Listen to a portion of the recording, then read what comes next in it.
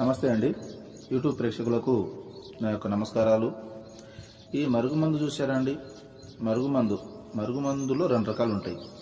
మనకు ఒకటి వచ్చేసి తినే తాగే దాంట్లో పెట్టేది, అంటే అది కడుపుకు పెట్టేదన్నమాట.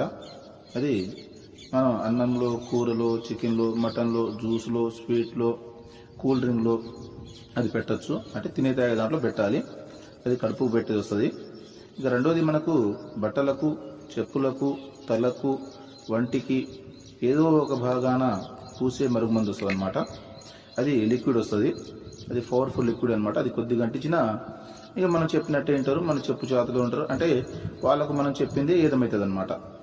దీంతో పాటు వశీకరణ పూజ కూడా చేస్తానండి. చాలా సంవత్సరాల నుంచి చెడిపోయిన భార్యాభర్తలు కానీ, ప్రేమికులు కానీ, పిల్లలు కానీ, ఎవరైనా కానీ చాలా సంవత్సరాల నుంచి చెడిపోయిన వాళ్ళని పీర్ల ద్వారా, వాళ్ళ ఫోటోల ద్వారా నేను వశీకరణ పూజ చేస్తాను. వశీకరణ పూజ చేసి వాళ్ళని దగ్గర చేస్తాను. నాకు చాలామంది చెప్పారు, గురుగారు వాళ్ళ కాడ వీళ్ళ కాడ